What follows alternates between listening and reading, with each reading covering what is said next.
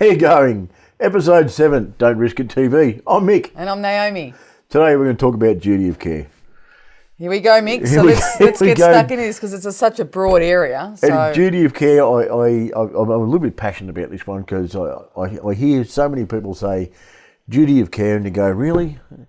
And they have no concept of what they're actually talking about. where in fact every job you do, you're really applying that duty of care, aren't you? You are, absolutely. Yeah. So first thing I want to start with, what is actually duty of care? Now, duty of care is actually a legal finding. It was made in 1932 by Lord Aiken in the House of Lords in the UK. Okay, we use it here in Australia because obviously that law is a precedent, and then in 1932 our legal system was still part of here in Australia. That tie was cut in about 1988, but that precedent is still used. Yep.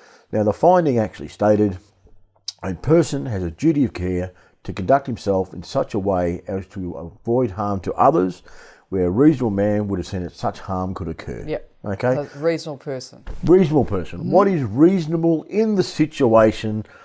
If we can see, for instance, we'll make it very simple. A ladder is going to fall over. Okay. Would we get something to stop that ladder falling over because it is reasonable? Yes. Yep. Okay. Yep.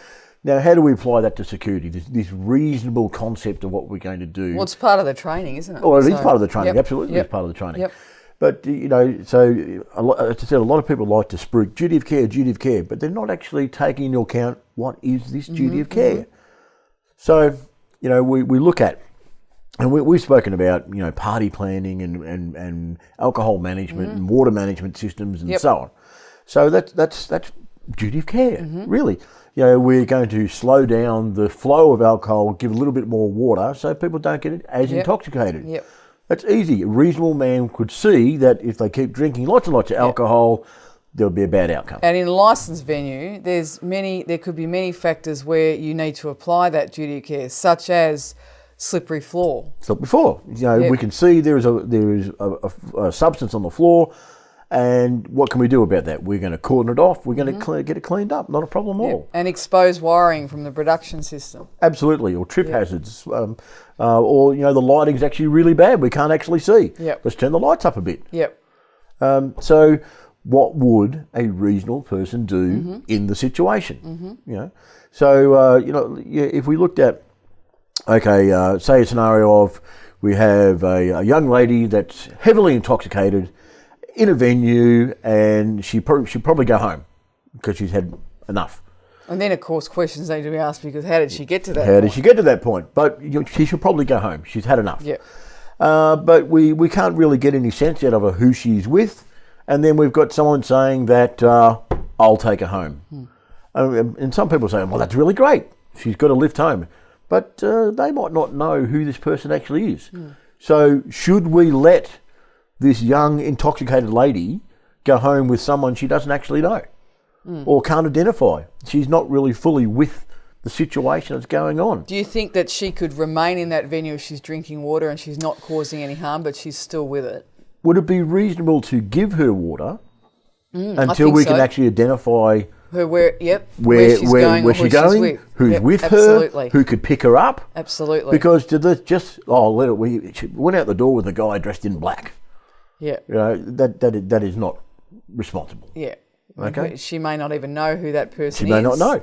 And obviously make the wrong And decisions. People will maybe take advantage of the situation. And also, in addition to that, it's wrong for if there is security, crowd control at the venue, to actually remove her and put her out in the street without rendering any further assistance. Because now we have a person in the street who has no control of their faculties, which realistically, does not look good for the venue. No.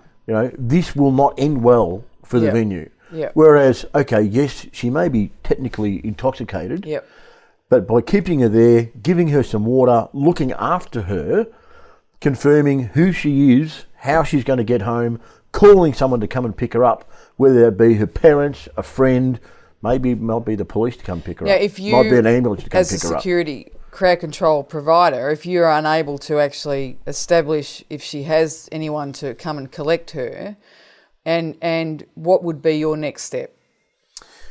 Well, it's an interesting question, that one.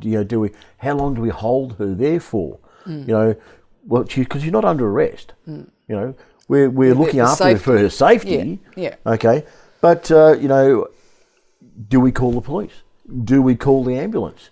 What is reasonable in the situation? And I guess that would depend on how she presents. That's because right. she might be still with it. Therefore, a taxi might be in order. But then, as I always say to the start, you go and log that. How do we confirm the taxi's going to get her home? That's right. Because so look, nothing against taxi drivers, but there has been issues over the years.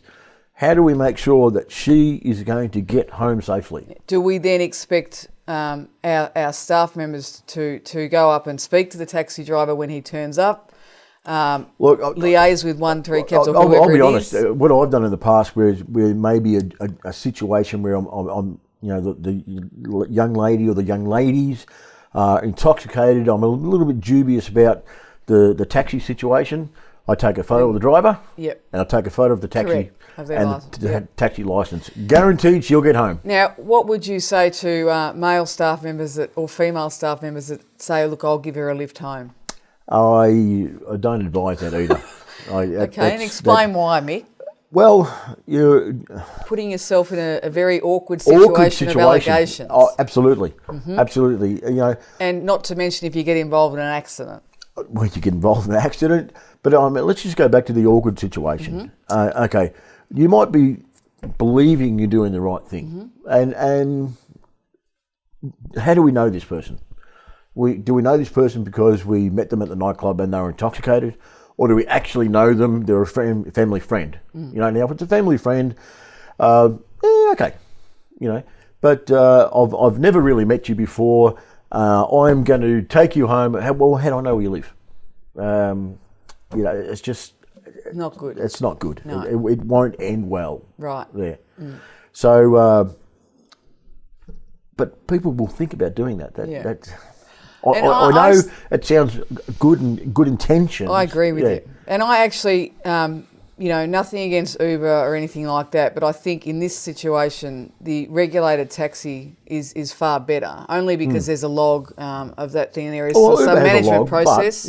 But, you know, I say from, I guess, my experience that I would prefer to have that taxi, whatever company is, turn up and as you said, take a photo of their license plate of who is actually driving. Eyeball the driver, say, look, okay, this person is going here. You could even actually liaise with 1-3 cabs to make sure that person is actually dropped off. I mean, and that's all, and let's be fair to the taxi driver. Who's going to pay for the taxi driver at the other end? You know, do we have someone waiting at the destination to take hold of this person or open the door for this person, pay for the taxi for this person? Yeah. So there's two sides to it as well. And, you know, obviously if that person was inebriated to the point where she was throwing up, those taxis or Ubers will not take them. Yeah, so then you have to go to the next stage up, which is probably calling the police. And look, you know, that might be not be favourable for the licensee, but what choice do you have? That's right. Because that's where your duty of care comes into it. And look, the other side with the duty of care, say the person is injured in the nightclub, and they're bleeding, they've been drinking, and look, you know, I'm a first aider, can I help you? And they tell you to bugger off. Yeah. You know, what can we do about that? Yeah. Well, you know, I can highly recommend you go to a doctor. I can highly recommend you go to hospital. You've got a severe cut. You know, you've been drinking, but you know, I can assist you. But you know, some people will tell you to don't touch me. There might be religious reasons. There might be other ethical reasons. So on, or they're just. And where would you log that information to cover yourself? So look, I would note it down. Correct. Okay. In your own notebook. Okay. Or a licensed venue will have cameras around. So obviously, being in front of the camera, you're trying to indicate that you've offered first aid, because we have to offer first aid. A person can refuse. But let's get to the point. The person has been refusing, then collapses. Okay. A person who's unconscious can't refuse first aid. Okay. Cannot refuse first aid. Would it be reasonable if they have collapsed to actually do something? Oh, absolutely. Now, do something could be doing first aid, calling an ambulance. Do something. Or, applying the first aid while you're doing CPR, whatever it is, having someone else call the ambulance. Absolutely. But getting back to that documentation to cover yourself.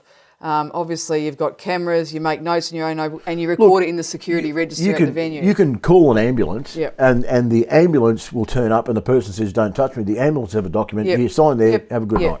Now, I think that's about it. We've run out of time, but We've next run out time of we'll time see you in the again. next episode. Thanks We'll again. see you next time. Don't forget to subscribe.